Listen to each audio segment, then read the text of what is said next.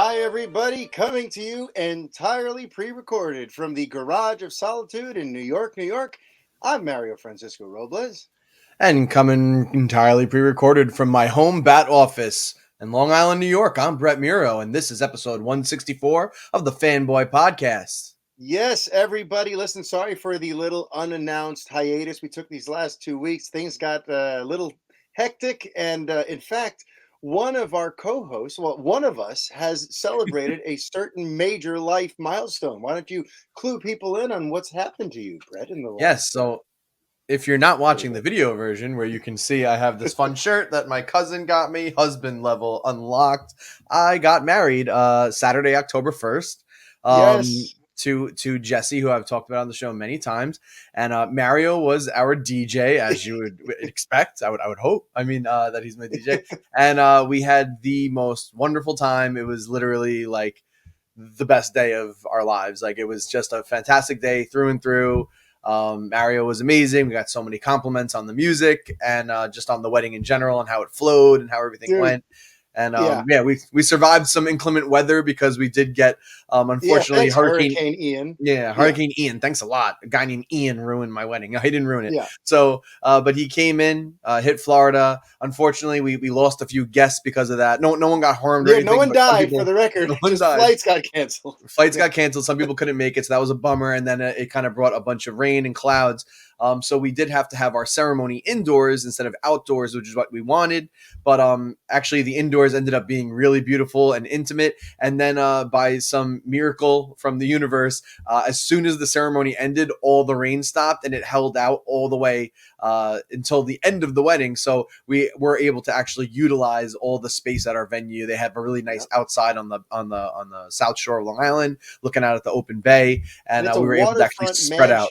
Yeah. So when the sun came out, you got to enjoy that amazing view. That was so we got a little bit of sun, and then it stayed kind of overcast, but it was just great, and we were still able to use the outside, and we were able to get a bunch of great pictures outside that we wouldn't have been able to get if it was still pouring. So really, overall, it just worked out perfect, and it was an incredible day. And now I'm married, and I got a ring and all that fun stuff. You're married. It was so fun playing your wedding, man. Throwing in little things just to try to try to crack you up. Like early on, like during the ceremony, I don't know if you noticed, like during the pre-ceremony, I snuck in the Great Fairy Fountain music from Ocarina of Time. And I played like an orchestral version of like a Super Mario Brothers medley and little things like that before the ceremony, just to kind of personalize things. And it was funny. Yeah, I caught it. A lot of other people did. They were texting me. They were like, "Oh," and it was always awesome because like probably most people went over their heads, but people that were close to me noticed, and it was fun. But it fit perfectly. No one knew as any of the wise. Nobody knew. Yeah, but that was a pretty damn special day. Thank you so much for letting me be a part of it. Thank you for. And now extra special. We got some extra special geeky topics to get into. So real quick, right up here, right up front, let me just ask you, Brett, what have you been watching and playing of late? Oh my god, so many things. All right, so I've consumed a decent amount of stuff. So I have been watching on Hulu the show The Patient with Steve Carell and Domhnall Gleeson, which has been very interesting. They're half-hour episodes, quick premise background. Steve Carell is a psychiatrist that is like also kind of getting over, I believe his wife passing away. And then one of his clients ends up kidnapping him and turns out to be a serial killer and has him chained in his basement and is making him try to make him stop being a serial killer. And it's very interesting. It's got that little psychological, thread to it, but they're quick episodes and they leave you off in a good place at the end of each one. So that season's about like episode 5 or 6. It's not done yet. So I'm all caught up on it, but I've been enjoying it. I'm going to go through really quick because there's a lot of stuff. She-Hulk. I guess we could talk about that now really quick. So spoilers if you didn't watch this week's She-Hulk yet. But we kind of knew from the trailer, or unless you were completely trying to stay away on the rock, Matt Murdock is back. Charlie Cox is back as Daredevil. And finally, this week's episode, we got to see him in action. And they did an upgrade to the suit. They gave him the yellow and red suit, which is like a throwback. So it looks very similar to the Netflix suit, but just, now, the main chest part is red. And, and then there's probably some little red accents, but then it's all yellow on the sleeves, the helmet, and the legs. It's interesting looking. I still kind of like, I think, the red one, the red and black one The more that they had crimson, from yeah. Netflix. But it's kind of a cool little nod. They did a couple little homages. There is kind of like a hallway fight scene, though nowhere near as thrilling as the one on the first season of Netflix. Yeah. But very cool. Charlie Cox and chemistry with Tatiana Maslany was like top notch. So it was kind of worth it just for that. But certainly, at least in this, I don't know how it's going to be in the new Daredevil series, but it's definitely a little bit less broody, more lighter. Yeah, as you Matt know, Murdock. I'm not watching the show, but I did see like a clip of like their rooftop fight thing.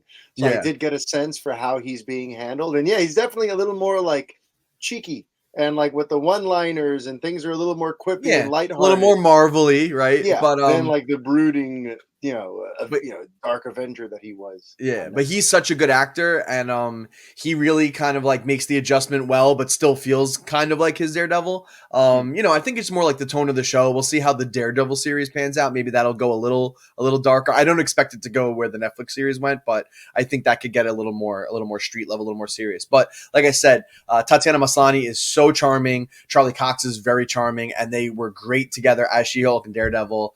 So I've been enjoying that show. It's actually each episode, it's like climbing towards like one of my like top Marvel shows. I know a lot of them.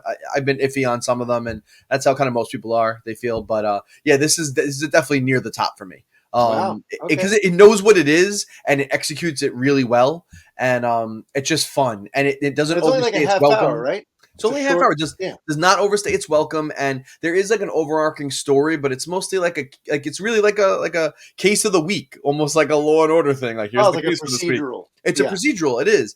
So yeah, there's something about it. It kind of holds its own, and I really enjoy it. I've also been watching Andor. I'm not completely caught up on that, but I'm watching that on Disney Plus. I'm really enjoying the show so far. A lot of people, Star Wars fans can't make up their mind. If it's too much like Star Wars, oh, it's the same thing. You're just recycling it. Like, a la The Force Awakens. Everyone gets mad at that. Then they try to do something different and everyone gets, it doesn't feel like Star Wars. It feels like Star Wars, but it's definitely a much darker, more mature story. It's probably the most dark, most mature Star Wars I think that has been made to date.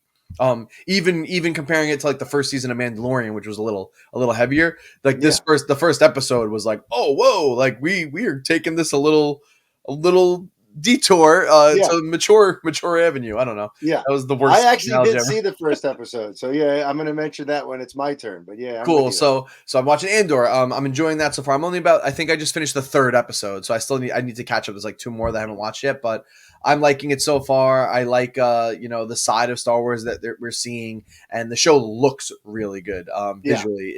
And the music's got a different quality to it. It's not the John Williams bouncy stuff. It's a little more like a drama. I don't know like how to explain it. It feels like more like a drama you would see on TV, but just in the backdrop of Star Wars. But it still has weird aliens. It still has all like the recognizable Star Wars things, but it's just very different in tone. Even from like Rogue One, it feels a little like more darker and like insular. So I'm watching that.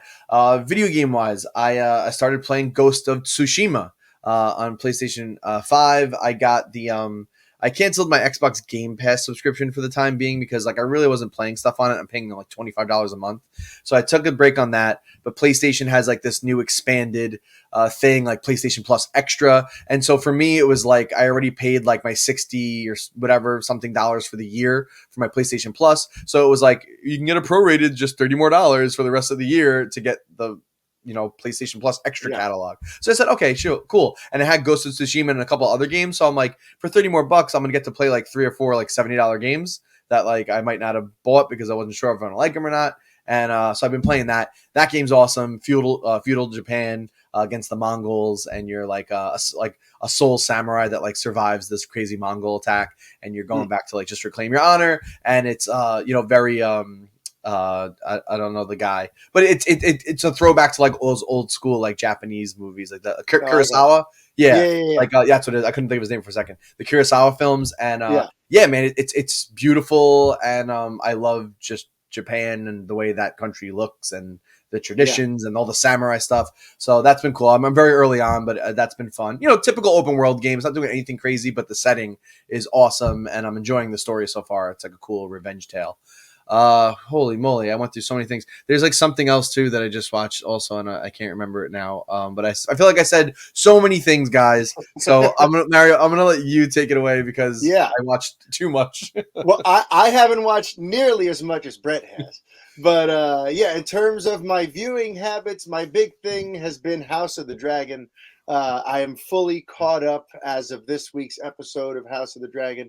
I'm still very, very much loving this spin-off of Game of Thrones. I'm very proud of the creative team behind this and the confidence they have to kind of make a show that stands on its own. Because sometimes when you have a sequel or a spin-off, there's a tendency with a very important IP like this to like lean on nostalgia and rehash what already worked and play up the familiar.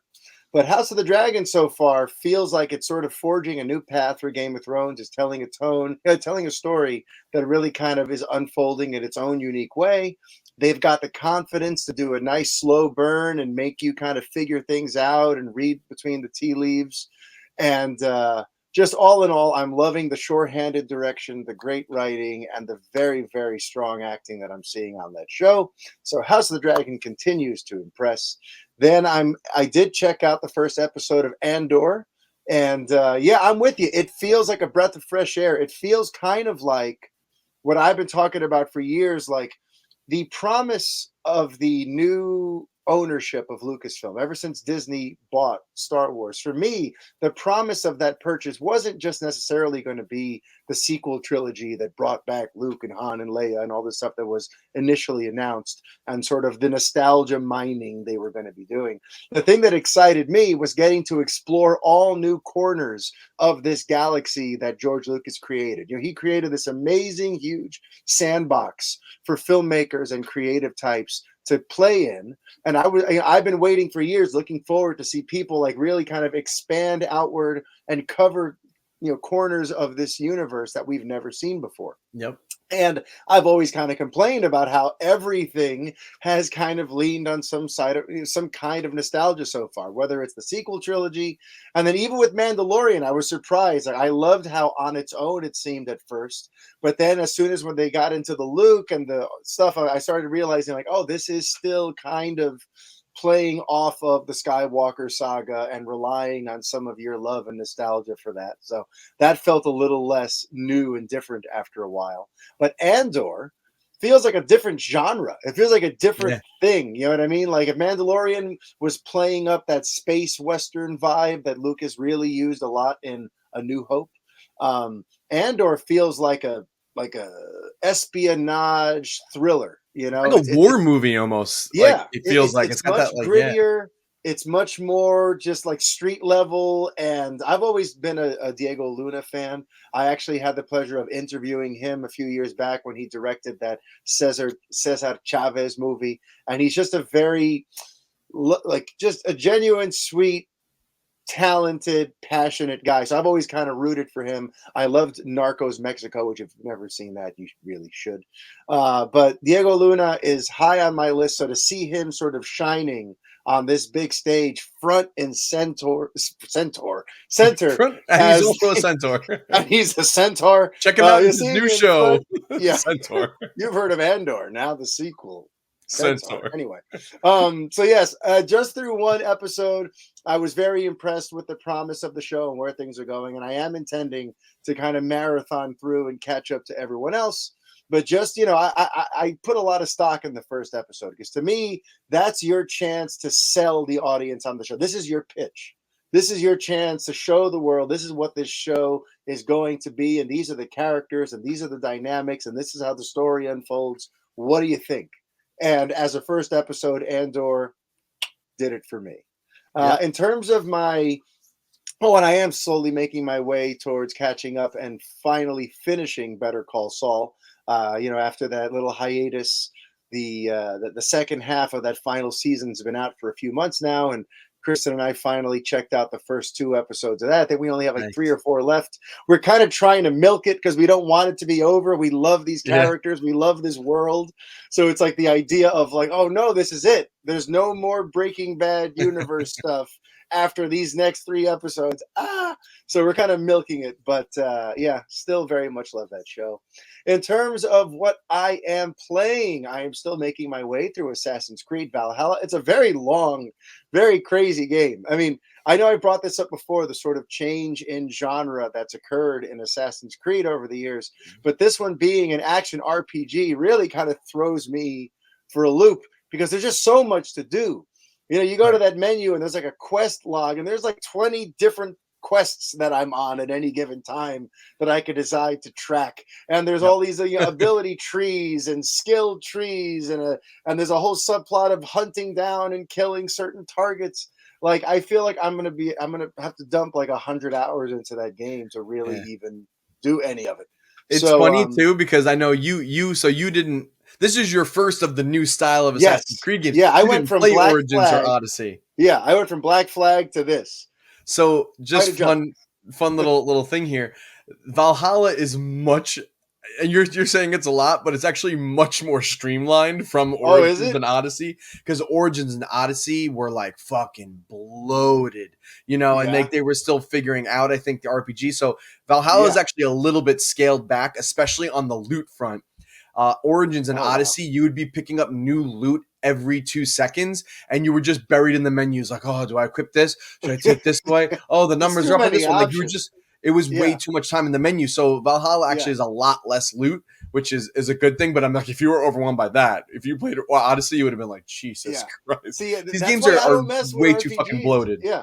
They're too fucking bloated to get now. me to like Skyrim and Fallout and all these ones, and I'm like, no, I'm not cut out for that. I don't beat them now. But I'm the guy I play like 100 something hours and I stop. I like to do as much as possible.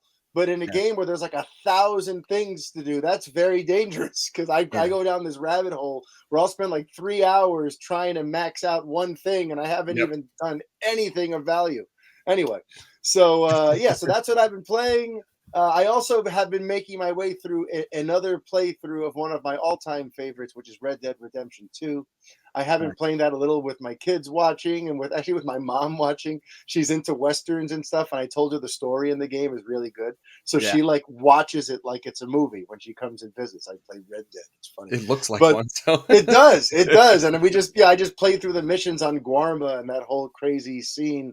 Whatever. It's such an amazing game. It's a masterful work of art, that game. So I always look for reasons to play it, and now I'm playing through it again, and I never ever regret it. But okay, that's what I've been watching. That's what I've been playing, and now let's talk about this week's Superman on Film update. So there's a couple different things, a couple different ways to go with it, but I don't want to like flat out spoil anything. I'm going to allude to some things. I'm going to reference some things, but I'm going to be careful to not like directly state what happens. Yes. But I'm going to start by saying this. If you love Superman and him being on film, then you should really enjoy this Black Adam movie that's coming out soon. And let's just talk about Black Adam for a second, because during this little 3-week hiatus we've been on now, there was a legacy trailer that came out for Black Adam. How much did you actually get a chance to see that? Yes. The one that opens up. So I think it's interesting because we've had this conversation here about where does Black Adam sit in the DCEU and all that kind of stuff. Right? We've kind of kicked that topic around a lot. Well, this legacy trailer unequivocally tells you where this is set, and it's rather comfortably in the DCEU, in the currently existing DC cinematic landscape. The thing opens up with shots of Ben Affleck's Batman, like the symbol, with Wonder Woman, and with a close-up of Henry Cavill's Superman chest. And it's all this thing about, like, you've heard of the age of heroes, but now here's a villain. And the Amanda Waller. Oh wait, I think we did talk about this on the last time. Am I making that up? We talked about Amanda Waller. I forgot if this trailer was out. We did talk about the Amanda Waller thing because Yeah. wasn't it in another trailer Yeah, at I the think end? yeah, that's right. She was in another trailer. Yeah. Yeah. So this one This though is yet leaned another one. even further into saying like this is very much connected to the stuff that's come before it, which I Yep. think is very, very interesting. Yeah. Especially because yeah, let's just address that rumor from last month that there might be a mid-credit sequence that might include a certain big blue Boy Scout. Well, listen, be careful if you're on Twitter or on the interwebs of any kind, because the film has begun to screen, and whether or not those rumors are valid, that's now becoming confirmed. So, yes, tread carefully out on the interwebs. But if you recall the possibility of a rumor of certain someone showing up, just beware on the interwebs there. Yeah. And look at the beaming smile that I've got because of this thing. I feel like if you listen to this show, you probably have seen this already or are very aware. But yeah. For those of you that are trying to really keep. The only thing is, I'm not going to say what apparently happens, but I will talk about the fact that, remember we were talking about the music that they might use to accentuate this character, and whether or not it's going to be the newer version of that theme or the classic version of that theme. It seems like as of now it's the classic version, and that's creating a little bit of controversy. I know we've discussed how we feel it's a bit of a mismatch that, to play this one from 44 years ago with a newer incarnation of the character is just a little bit confusing, and it causes like a little bit of a cognitive dissonance because I'm going to see one iteration of the character but hear the music that reminds me of another. So, that part, I'm curious if that's going to make it to the final cut, because if you recall, there was that thing a couple weeks ago where there was a Black Adam trailer that, if you can believe it, had the balls, as it was in that Legacy trailer, had the balls to use a 1 second shot from the Joss Whedon version of Justice League, and the internet lost its mind to the point where Very angry. Johnson responded. Dwayne Johnson, they pulled the trailer down, re-edited it, and they replaced the Justice League shot with like not something from Zack Snyder's Justice League or something more like that, but they just took like a generic shot from Black Adam itself and just used that instead of what I think what was a Steppenwolf shot from the Justice League version of Justice League. Right. And so I wonder, since there does seem to be a little bit of an online uproar about this classic theme being used instead of the newer one, I wonder if maybe by the time it reaches theaters, they maybe switch the songs. We'll see. It's not that hard to do. And it's just weird because, like we were saying, there's a certain version of this character showing up, and they've kind of, with the Legacy trailer, have said that this is connected to the wider DCEU. Yeah. So why it's curious why that music is not being used. Yeah. So there still seems to be some confusion over there over like what's going on. and even still, too, I should hedge all of this by saying things change sometimes, too. So not only might that aspect change, but who knows, that scene might not happen. I remember when Justice League was coming out, during the first rounds of screenings, they only showed one of those post-credit sequences. They only had the Flash and Superman race. That's right. There was nothing there about Legion of Doom and whatever. And then, like, with the premiere, they finally, released it with the final, what they wanted to be there. So who knows if there's maybe more, or if they're going to change their mind after gauging the reaction. I don't think they're gonna. I think it's creating only positive waves. But I feel like, just take all this with that sort of thing in mind, that like, yes, this is attached to it now, but they've changed stuff in the past. So let's see what happens by the time Black Adam makes its way into theaters on October the 21st. But you know what excites me? Do you hear that, Brett? Do you hear that? What is it? What could it be? It's positive buzz for a DC movie. I know. It's incredible. Black Adam right now. It's for the first time in a little bit. And not because there hasn't been a good DC movie, you know, but there was Batman back in February. And then before that, you know, a year and a half before that, we had Joker. You know, there have been good, well, you know, we're on a pretty good winning streak. But since it happens so, like, you know, sporadically, you know, it's hard to get any kind of momentum going. We're always hearing about Marvel. We're always hearing about all the success of some of these other big franchises. But DC, you know, when there's positive buzz and there's people talking about the movie coming out, it's special. You know, what timeline are we in? What timeline are we in? And you know, it's almost as if the balance of power in the DC hierarchy is about to change. You know, I just have this weird hunch.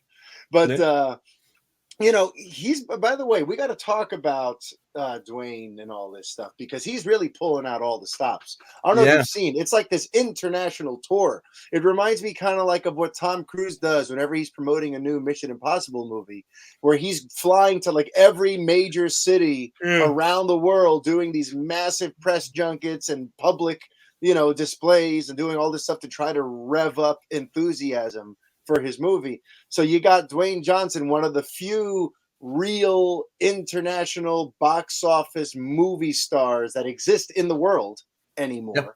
And you've got him basically globetrotting promoting this movie. He really wants this thing to hit, and I hope it does. But let's talk a little bit too about like what that means, what that would have to look like, because there are currently some box office expectations that have been put out there by the pundits, by the box office analysts.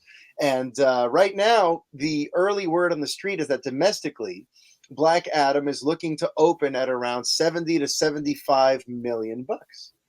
And when I hear that, I feel like that's a little on the low side. All right. This film may not have cost like Batman versus Superman, you know, 250 million, or the almost like 300 something million they blew on Justice League. It's apparently somewhere between 185 and 200 mil. So it's not as expensive, but it is pretty pricey. You know, Shazam was made for under 100. I believe Wonder Woman was made for like 115 or something like that. You know, this one being up in that $200 million range means that it's going to have to, you know, move some considerable coin. It's going to have to make some real money to be a runaway hit. But at the same time, I think these projections are way off. Personally, I think it's going to be more like what Venom did, where Venom, I think, opened in the upper 80s or lower 90s or something along those lines.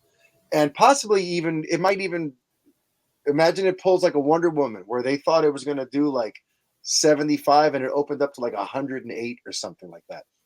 I'm sure that's what Dwayne Johnson's hoping for. A big, crazy overperformance. As things I think stand, he has the power, you know, like he has because he's going to put asses in those seats that just come to, oh, The Rock's in a new movie. Yeah. There's a lot of people that will just go see a movie because The Rock is in it with no investment in the franchise or whatever it is. And, you know, like you said, he's also co-producing this with $7 Productions. Yeah. So that's why he's pulling out all the stops, because I think this is the start of a new franchise for him. Yeah. And a big deal. This isn't just like he was hired to be, you know, just the star of some existing project. He like built this whole thing from the ground up. He's like, you know, so he's very, very invested. And although I have to say, if it opens to 70 or 75, I think that's going to be kind of a bummer. So let's hope that it exceeds that. I think it's gonna. I think it easily. I think it'll hit 100. 85. I think it's gonna be closer to 100, and I think it'll have legs. But we'll see.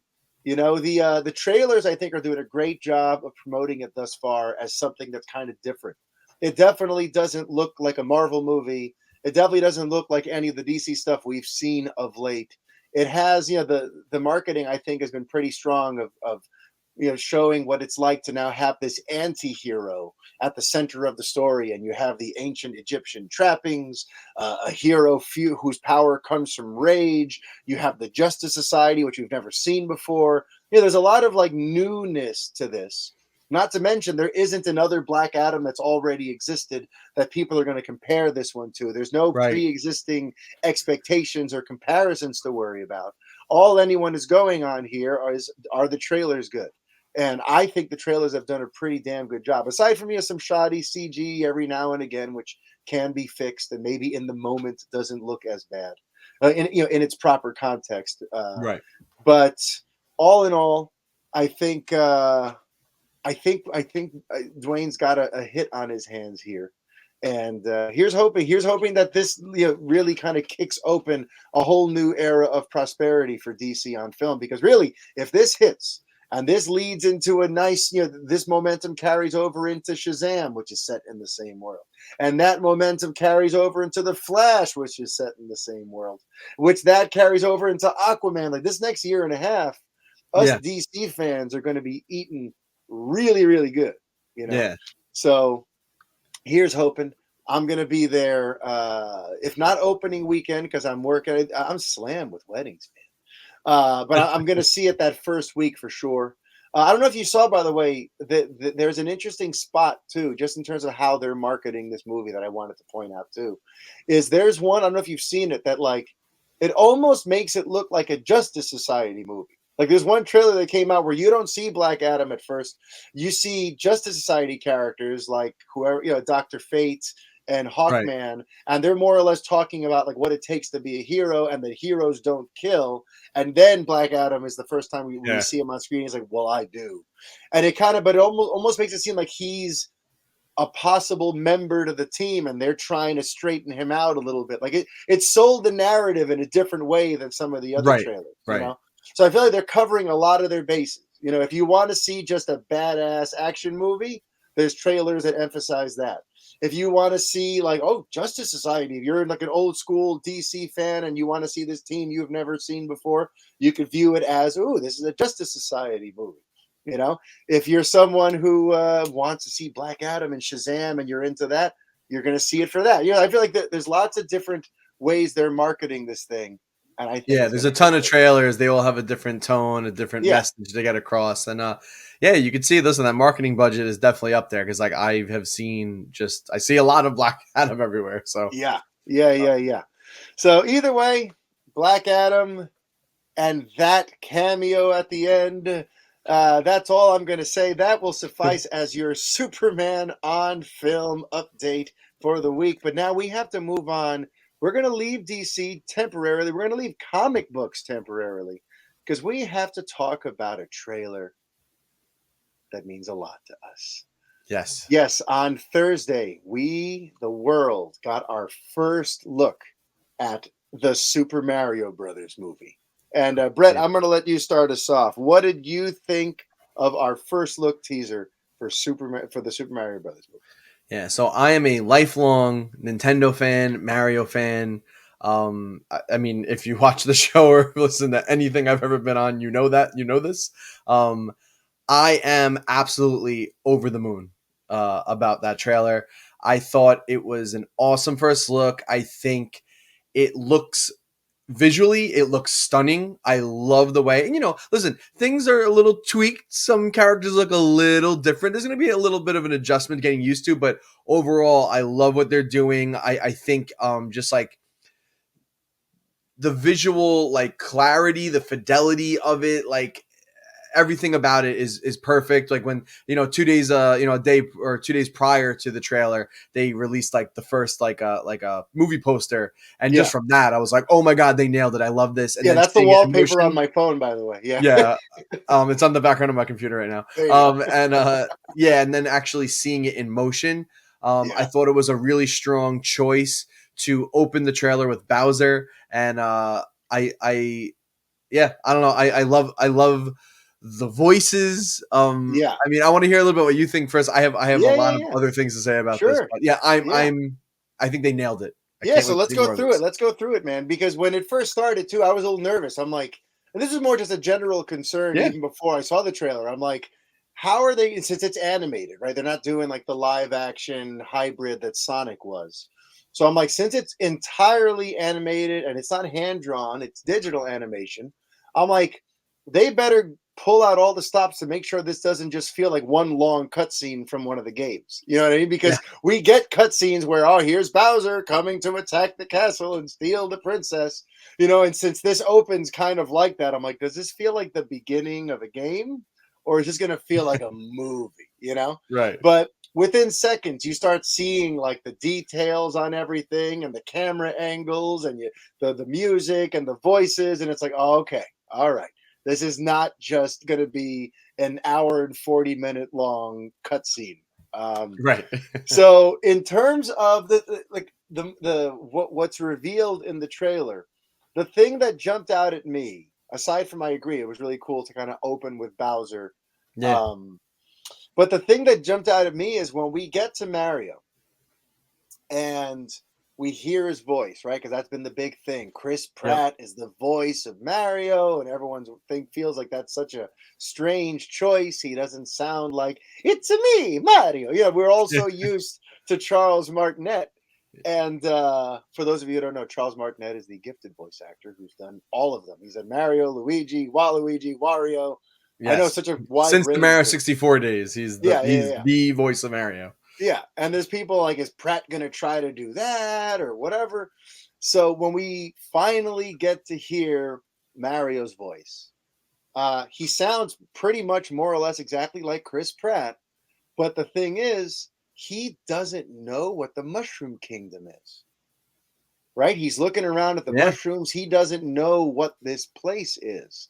So that tells me, because remember, that's one thing about the trailer. Like, yes, we see the initial setup of Bowser coming to attack that ice castle and all that stuff, but we don't really know much more about the plot of the film. Right. And what's interesting about Mario not knowing the Mushroom Kingdom is it makes me wonder if Pratt is really voicing Mario at all. Pratt might be a gamer playing as Mario. They might do some sort of interesting perspective thing like that. Maybe not even spell it out to us at first.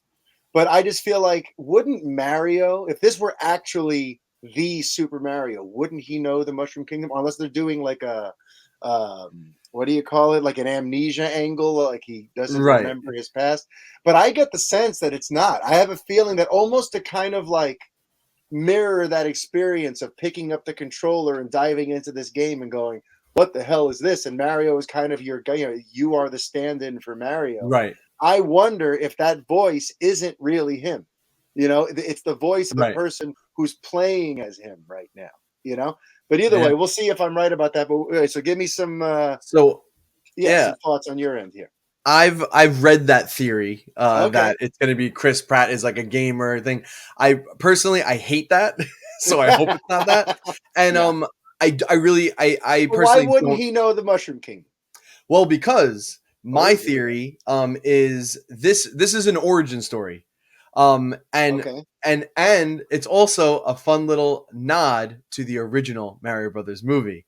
Let me explain. It's a fish out of water story.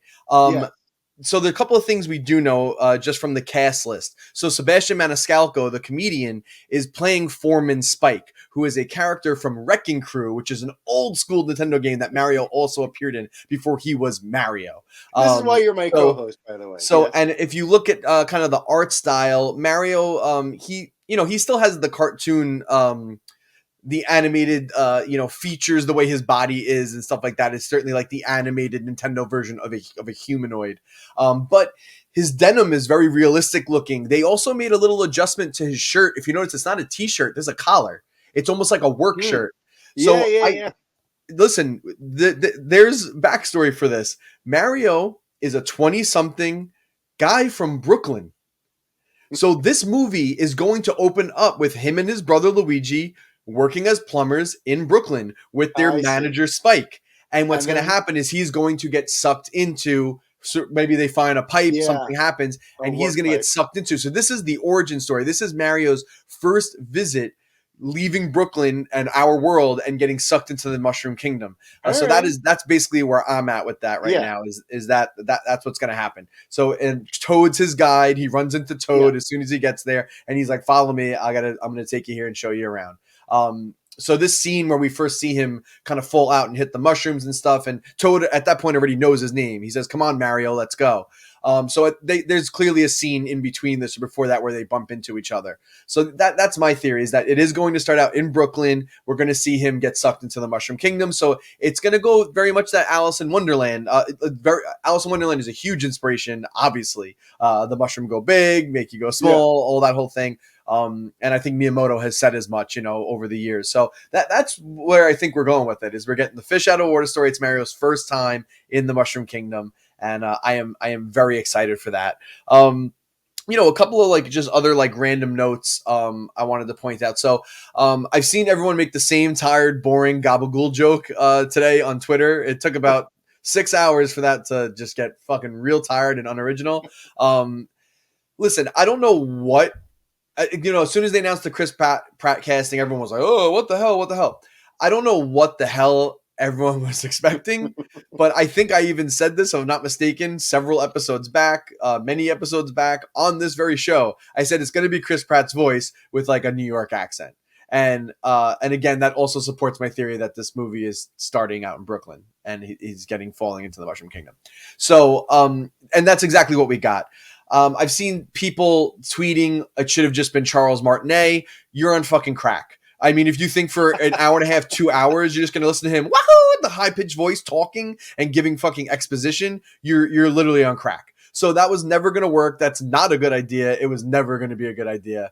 So whatever. And Charles Martinet is actually on the voice cast. He's going to be doing some minor characters and stuff. So you're going to get to hear him. And I'm sure they'll do some kind of a nod where he does Mario at some point. They will totally do it. It'll happen. So that's number one. Number two, a lot of the things too, and this is something just in general. I think we see it across with movies, with games, with just everything nowadays and social media. As soon as this movie first even got announced and that it was Illumination doing it, it was known for the Minions, which, very love-hate. Some people love them. Yeah. Kids love them. A lot of people, they hate them. They're just these stupid little ciphers and they just make noises and slapstick comedy. And I know, listen, Illumination's done other animated films. I don't think any of them have hit anywhere near the success of the Minions movies. Despicable Me, right? That's what they are? Yeah. So I don't think any of them had really hit that. So I understand, but as soon as everyone said Illumination, everyone's rolling their eyes. Oh, it's just going to be a Minion fest. It's just people making noises. Nintendo's very, very, very hands-on with this. That's why we haven't had any more adaptations in 25 years. There's been no Zelda. Because Nintendo will not let anyone bastardize it. After that Mario Brothers movie, they were never again. And after that last one made me cry in theaters when they set Toad on fire. They said, okay, all right, we made Mario cry in New York. So they said, we'll never give these rights away ever again. Yeah. So people were down on this from the beginning. It's Illumination. And it's just the thing that bothers me. It's always whatever this studio did before. And come out with their that's what they're, everyone's defined. And it's everyone, every person, every movie, every game, everything seems to always be defined by what they did before. If it was something that was not everyone's favorite. And it's just give it a fucking rest, people.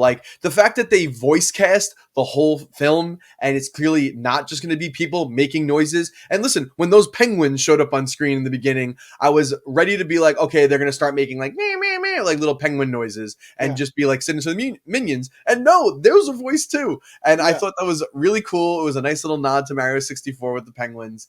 And the humor, by the way, right? Because Bowser initially comes in and he looks really scary and menacing, and this whole thing is very grandiose and intense. And then all of a sudden, when they start throwing the snowballs, the music drops out, and it's just kind of awkward, and he's standing there really? You could tell that this thing is not going to, it's going to have a sense of humor. It's going to poke some fun at itself. Yeah, and listen, it's cheeky.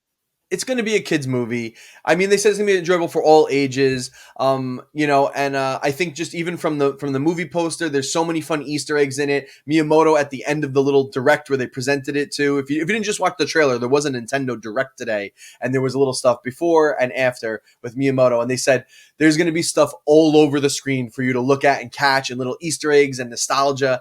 And it's going to be like Ready Player One in that respect, where you're just looking for all the cool references. So it is going to be for those diehard fans. The other thing I wanted to, I'm kind of like circling back real quick, but back to the Chris Pratt voice. So again, I don't know what everyone was expecting with that. Mario is a young 20-something dude from Brooklyn that gets sucked into these crazy circumstances. Chris Pratt has that typical, and this is going to sound like an insult. It's like, and I'm fine with it. I don't mean it like this, but it's a typical vanilla straight man hero voice. Chris Pratt has it. Like, he has that down. It's the white dude hero voice that it's very neutral. He's the straight man reacting to all the crazy stuff around him. Listen, Charlie Day is going to have a field day as Luigi. I'm sure there's a little shot of him. You hear him yell.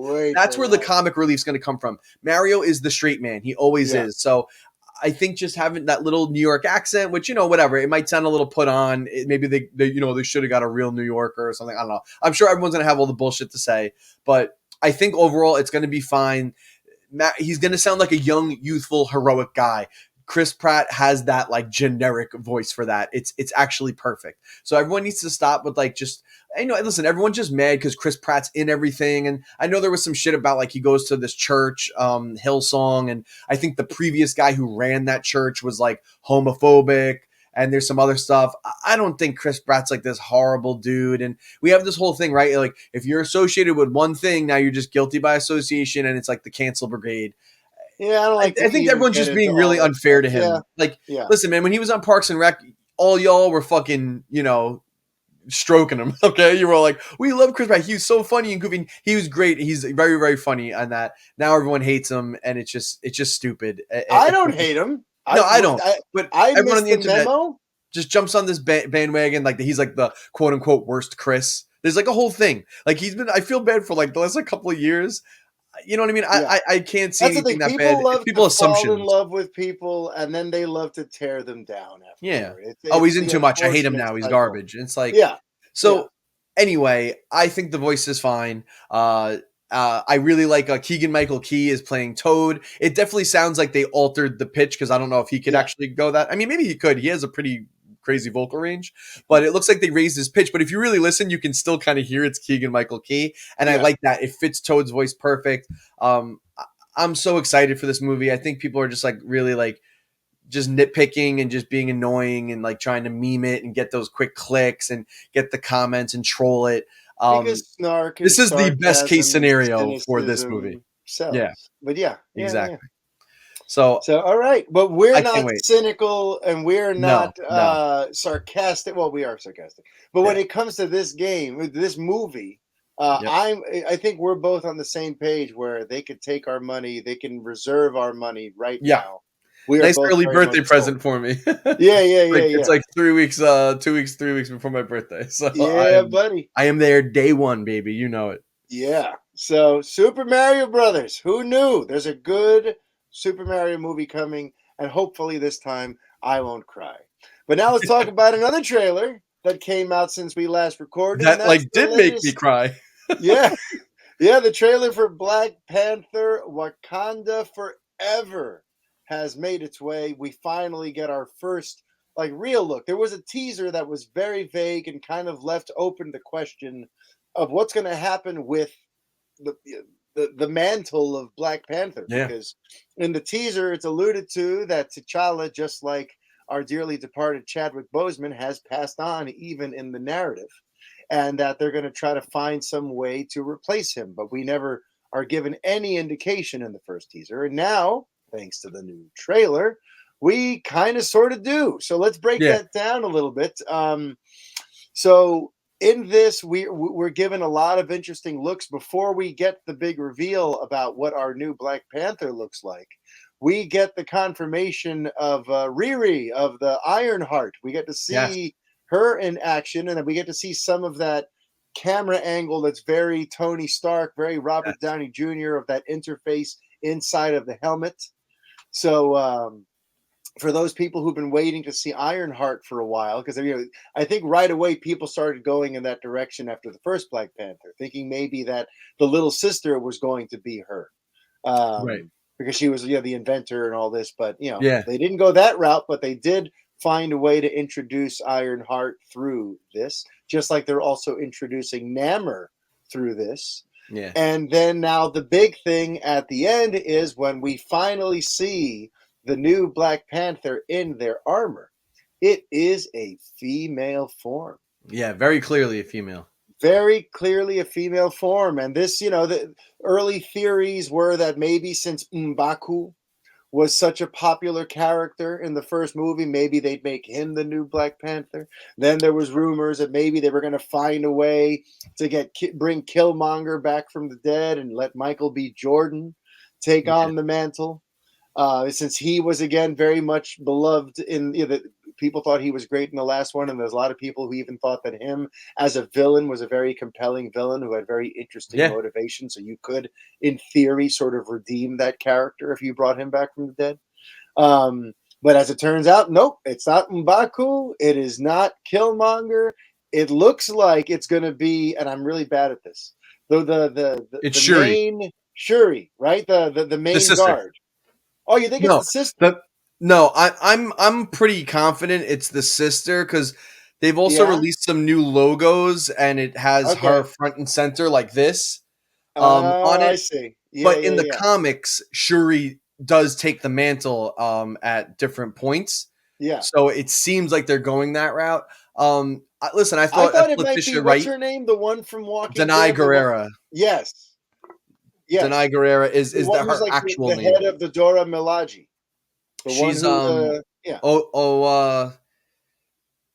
Gurira is the actress's name. I think it's O, isn't it? Like O. Yeah, I forget her character's name, but I know. I feel like it could be her too. So I'm not sure. Or people were thinking Lupita.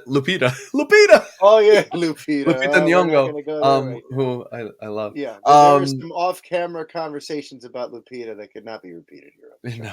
No. But yes, so it's going to be a female Black Panther, whether it's the sister, whether it's the one, the leader of the Dora Milaje.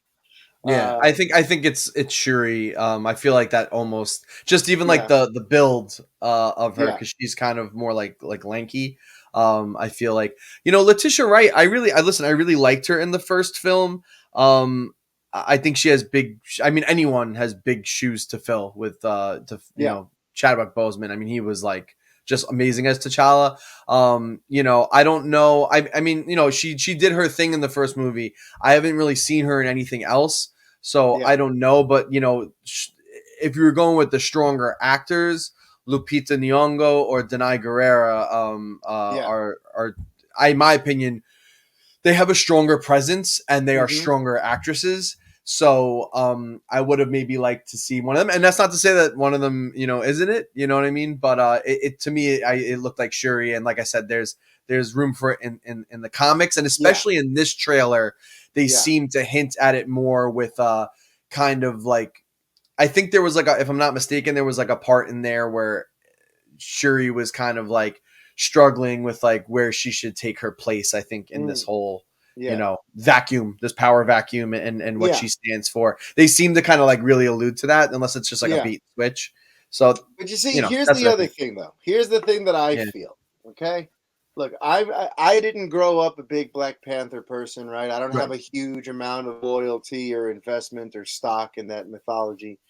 But I actually tend to agree with the people who feel like the character and the role is larger than any one actor.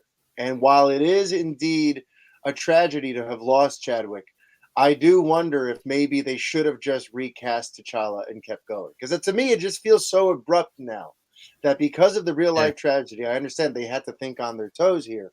But because of this real life tragedy, that entire storyline now gets completely nerfed and changed into something different. Meanwhile, that's the main line Black Panther, T'Challa. That's like if, they're saying, all right, after one movie, Superman's no longer Clark Kent, somebody else is Superman now. We're going straight into that in the second movie. I get it. It's really his untimely passing and how do you honor his legacy without trying to step on it or whatever. I understand it's delicate territory, but I do kind of think that I would have been very, very fine if they just proceeded with a different actor playing T'Challa. How would you have felt about that? Yeah, I would have been okay with that. There's a couple of good candidates, including, even though they ended up snatching him up for Hawkman, But Aldous Hodge looks like T'Challa to me, the guy who plays Hawkman in Black Adam. But Sure. I feel like there's any number of candidates they could have found, but instead I we're get it just though. I that's mean, it. We're done with T'Challa. I think that movie was just such a landmark film, and Yeah, it did so on the box office. It was a landmark film for like diversity representation, and I think like all the people involved, I think were just like super close on it, and what they were doing was so special. So I think like the director and cast on that are like tighter than maybe on like most yeah, films, in my opinion. And yeah, I think that's what it was. I think they were all reeling. And listen, hopefully, this movie surprises us in a way that it does really address Chadwick Boseman or T'Challa's death and handles it really well. It seems yeah, like they really took their time to think about this and make sure that they could do justice. And it seems like the movie is going to be like about that, yeah. So And I I also trust wonder Ryan how they're going Coogler. to Yeah, handle. Yeah, but I wonder how they're going to handle that death too, because to me this feels somewhat reminiscent yeah, of the Rise of Skywalker, where they knew that they wanted to have Leia in it, and she hadn't died in The Last Jedi, and they had a right. role already lined up. She was apparently going to be pretty prominent in the original version of Episode Yeah, 9, and because of her untimely passing, they had to find a creative way to have her on screen and have her die on screen, even though Carrie Fisher was never actually on that set. right, And I right. wonder how are they going to handle this? Is T'Challa is T'Challa going to die off screen? Are there actually going to be some scenes with like a CG Chadwick Boseman, Yeah. or are we going to see him just in the suit? And something's going to happen, and we're going to understand he didn't survive that mission. I'm just curious, because Yeah. again, the He's supposedly comparison to Carrie missing. I Fisher. think that's like the setup, right? Is that he's missing is kind Yeah, of I'm like not sure. how I they're doing haven't it. been So able to glean too much about the story just yet, but yeah. either way, I'm just very intrigued by that too. How do you go into a sequel that centers around a major character that's going to die and the replacement of that character when that actor isn't even around at all for any of this transition anymore? Yeah, I And I know. wonder how people are going to react too if there is some CG trickery, if there is some, reuse of older footage or whatever. Like, is that going to be That's probably what they'll considered? do. I'm sure they have extra B-roll that they didn't use from the first film, and they can Yeah. And throw like something things in he there. said in the because he also voiced the character in Marvel's What If. They have lots of samples of his voice that they could use. Yeah, I don't know what they're going to do, but Yeah. I'm just very intrigued for how they're going to handle that. By the Speaking of, way, can we just say real quick too? Both those trailers, the first teaser trailer and this new one, those are damn good trailers. like yes, like they actually trailer have me cutting is an intrigued. art. Yeah, Yeah, they gave me the feels, both of them, and yeah, they've got me very intrigued because I was very iffy on this movie. yeah, After his death, I was like, I don't know what this thing's gonna be. It's gonna be some like Frankenstein's monster, yeah. and this has given me a lot of confidence. So I just want to say that, like, shout out. Those are two damn fucking good trailers. No, I absolutely agree. And the fact that I'm actually interested and want to go see this says a lot because I've been so checked out on Marvel basically since Endgame. We've Yeah, discussed this. Like, I saw Endgame, I saw Far From Home, I saw No Way Home, and that's it for my Marvel movies. I have still not seen The Eternals or Black Widow or Shang-Chi. I still haven't seen Thor, Love and Thunder. out of But all of the ones you just listed, yeah, Shang-Chi is actually a really fun movie, and I liked it a lot. yeah, Third act aside, but really good. Thor: yeah, Love and Thunder, I think I talked about last week, was just like it was fine. yeah, I don't think it was as good as Ragnarok. yeah. And then Black Widow for me was like I really did not. And the Eternals was like woof, Yeah, woof. That see, like was to I don't me, know like what they were Marvel's doing kind with of that one. lost its touch, and like Yeah, it's been a little bit since I've been like hooked into what they're doing over there. Listen, I yeah. dug on the Loki series. I dug on what was their first one? WandaVision. Yes, I dug on WandaVision. But meanwhile, I haven't touched She-Hulk. I haven't touched Captain America, the Falcon and the Winter Soldier. I haven't touched the Miss Hawkeye Marvel. one. But yeah, Hawkeye. just like I don't Yeah. know, I've checked out.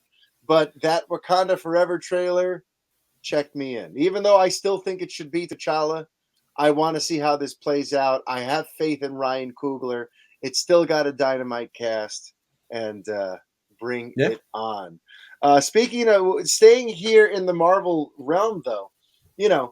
one of the things that's been missing for me since Endgame is having that big event film that we're building towards, that big overarching story, and understanding what that overarching story is, right? There's been some mystery since Endgame. There had even been talk that there's not going to be an Avengers movie for a very long time, if ever again, and blah, blah, blah. And Yeah. then at Comic-Con this past summer, we found out that there actually is an Avengers movie coming out. And it's that one Avengers Secret Wars. And that, that within the next few months, within these next movies that are coming out, the larger story they're telling is going to come more into focus, Kevin Feige promised us. So with that in mind, I've been intrigued. I'm like, okay, there's going to be another Avengers. There's going to be another big overarching story for us to follow. How exciting.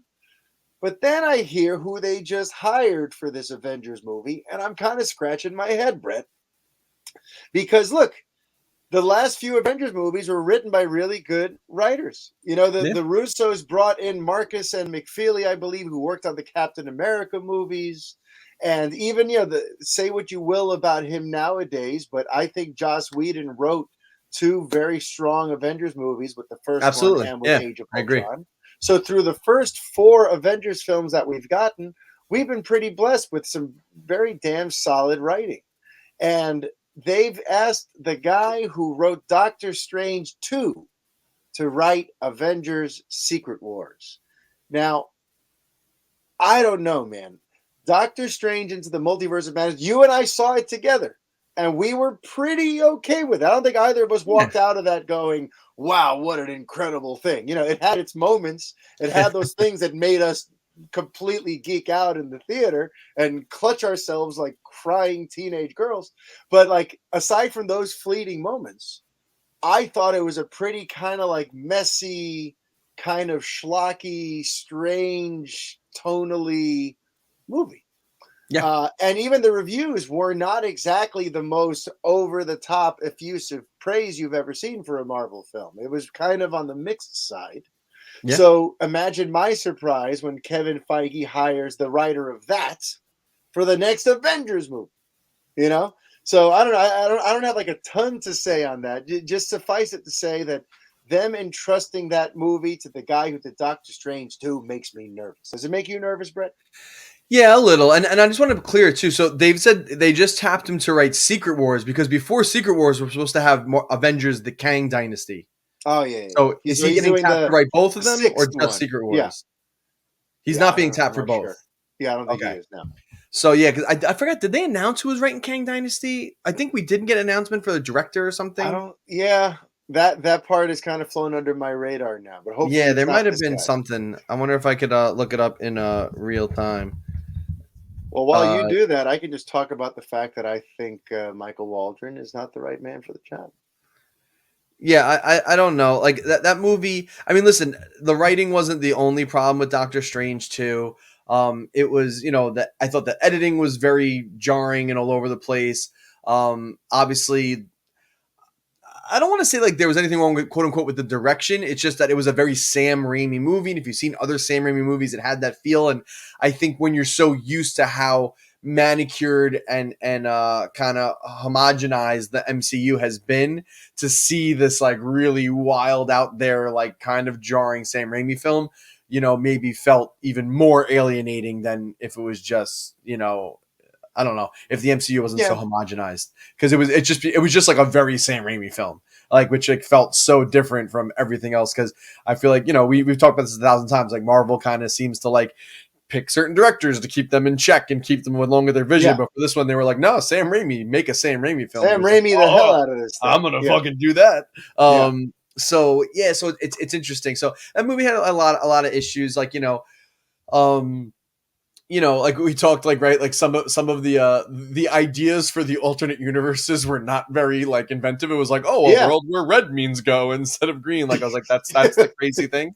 And food was free or something. but it did give us Pizza Papa, so that was kind of worth it. Because Pizza Papa is my new favorite MCU character. So there was that, but then they tried to give it like an emotional through line.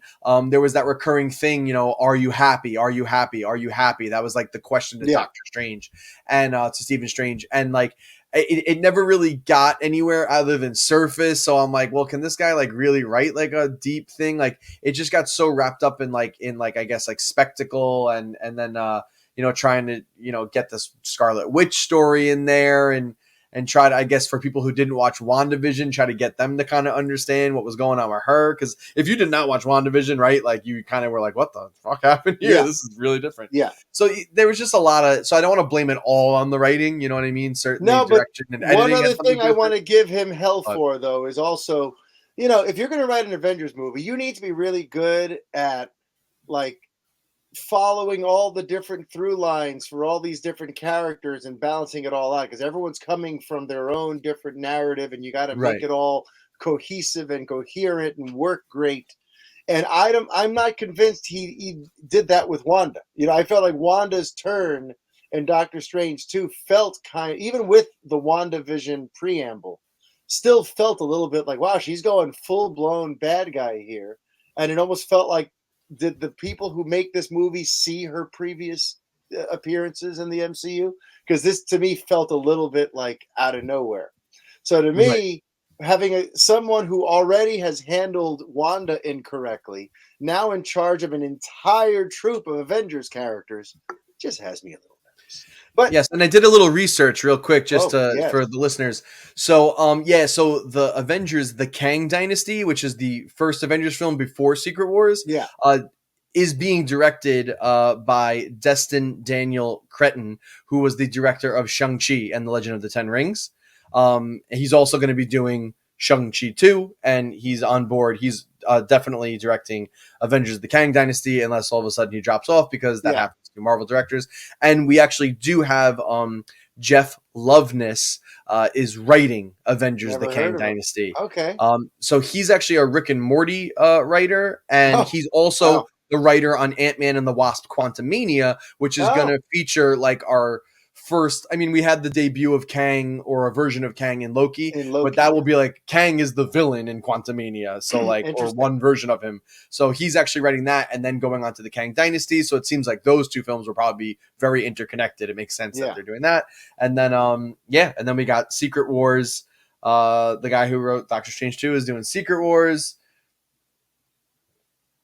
Yeah. I don't know. So we'll see. Exactly. I don't know. We'll see.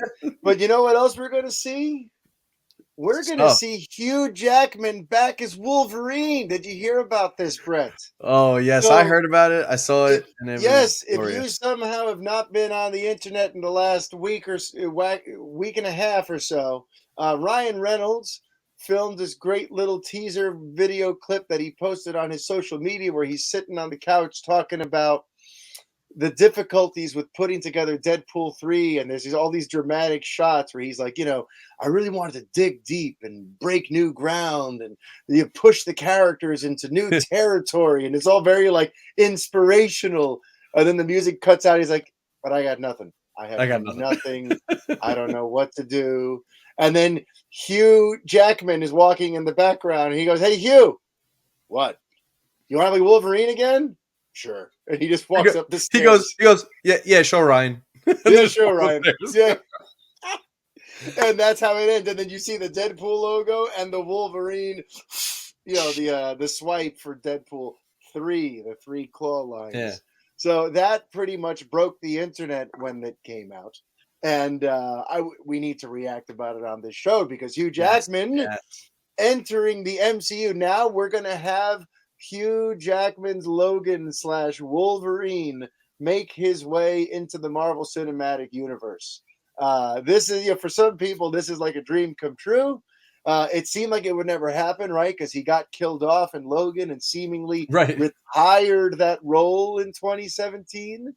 And this is before Disney bought Fox, so it seemed like, so Jackman was the Wolverine of the Fox era. And we're going to get a new Wolverine in the Disney era. And as it turns out, we're getting the same old Wolverine. Now, I'm sure we're going to get a younger one along with a fully new rebooted X-Men Yes, cast at some point in the 100%, next few years. 100%. So yeah, so this doesn't preclude that. But honestly, it kind of makes sense that he would be the Wolverine in Deadpool's world, because up to this point, the universe Deadpool's been attached to was Fox's mutant X-Men Right. universe. You know, so Deadpool 3, which is a sequel to those Deadpool movies, it makes sense that we're going to have Hugh Jackman, like that would be the Wolverine. But can you believe that Reynolds got Jackman to agree to come out of retirement for this? Yeah, well, I think if you remember, like Hugh Jackman, like he had said in the past that he wanted to be a part of the MCU. Yeah, Like I think yeah, he's made comments about this before, so it makes yeah. sense that like finally Ryan Reynolds was like, "Dude, you got to fucking do Found it," a way. Yeah, and then Kevin Feige got on board and was like, "Yeah, let's do it." And then we wrote have the that check. multiverse now, and we Yeah, own them now, so now it's like it can really happen. So yeah, I don't think this precludes, like you said. Because I see people saying, "Well, oh, I thought we were going to get a new Wolverine. I wish they would have just rebooted it and started yeah. over." And we We're going to still get a will. rebooted X-Men thing. I think that's going to Yeah, be still a ways off before we start yeah. really seeing X-Men. Apparently, they're Even in though no we rush for started that. Yeah, getting the mutant term has started getting thrown around a bit more. yeah. Um, so because obviously in Miss Marvel they threw the M word around at the end, and I think we already have confirmation that Namor, whatever his name is he is considered the first mutant in Marvel's first I mutant. didn't know that. He's Okay. actually a mutant, and if I understand correctly, they've been alluding that he will be a mutant in Black Panther: Wakanda Forever. So we're entering the mutant age, folks. So it's Yeah. just a matter of time. But then I saw some people saying, obviously, well, this cheapens his death in Logan, and they also, I don't know, Mario, you saw they did release a Yeah, there second was a video as follow up. well Yeah. And we're going with to address all the canon and continuity yeah. issues and blah, blah, And blah. then just did a very funny thing where they started to tell you, but then it got drowned out by "Wake Me Up Before You Go Go," and Yeah. then they're just acting everything out and look like they're having a ton of fun. And Yeah. they do say in the beginning before the joke That kicks this is in, they said several it's a years separate before thing. We Logan. know what happened. That happened Yeah. in 2029, so we could do this. The biggest thing for me, Mario, though, is like, awesome to have Hugh Jackman back. Awesome to have Ryan Reynolds. They get to like make up for the Wolverine Origins movie and their Oh, that's appearance together right. there. And Yeah. there's going to be a bunch of great jokes about that because they already even did them in the first two Deadpool movies, Yeah. but now they can like really do it. But this could finally, Oh, I think I know what you're going to say. Yes. you know what I'm going to say. Yes. This could finally be the chance that we get Hugh Jackman. Because here's the thing. Yeah, I know. Hugh Jackman's a bit older now.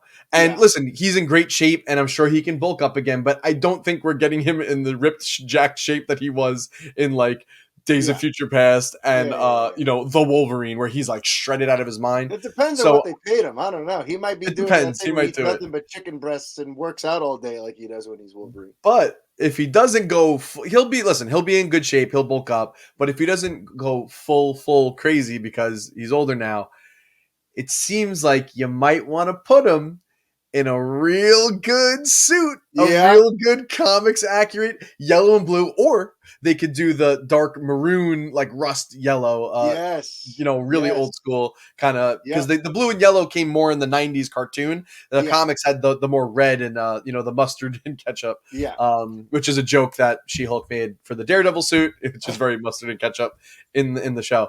So that's why it's on the brain. I just watched it. But yeah, I think we could cover him up, put him in the suit, give him the cool helmet. Listen, that was a deleted scene tease from the Wolverine. So if you bought the DVD, he opens up the package and they show the red and yellow mask, and we never got that. It just seems like if you're gonna do it now, put him in the fucking costume. That was one of the first places my mind went, because I'm like, all right, Marvel has a pretty damn good track record of comic accurate suits. Yes. Even if it's an adaptation of it, it still adheres pretty closely to some iconic version of that character in comic book form. So as soon as I heard Hugh's coming back as Wolverine, my mind starts going, so for the first time ever, we might be getting a comic accurate Wolverine costume on the big screen. Give it to me. Oh, I need it injected into my veins. I'm calling it right now. Like they do it. I think I don't know if they'll do yellow and blue, but I think we get the well, maybe they will because of the contrast with Deadpool because he's all red and black, but. Yeah.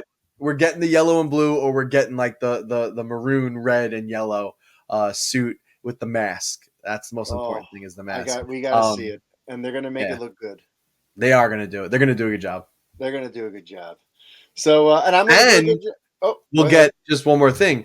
Logan, we finally got our first hyper violent, bloody Wolverine movie where you actually see him cutting off limbs and stuff. And we know Deadpool 3 is still going to be in the rated R range. And based on how the first 2 Deadpools were, we're going to get some good, bloody Wolverine action, baby. Yes. Give it to Berserker Barrage. Yeah. I better get a Berserker Barrage in there. Yes. All right. So for this last topic, it's pretty much just going to be all me since you don't watch the show and you're kind of a loser who doesn't care about this IP. I'm going to go to mythology because your parents failed you. Yeah. But we got to talk about COBRA KAI, okay? We don't because yes, we must. Because last week or so, they announced that there's going to be a new Karate Kid movie. And this is a big deal because I don't know if you know about this, Brett, but COBRA KAI is a big, massive hit show. Okay, you're the one schmuck who's not watching it, but on Netflix, it's a huge runaway success. These 5 seasons that have come out have been very well rated, very well loved. There's 5 fucking seasons already? Yes. I feel like this came back like a year ago. They did 5 seasons in a year and a half. Yeah.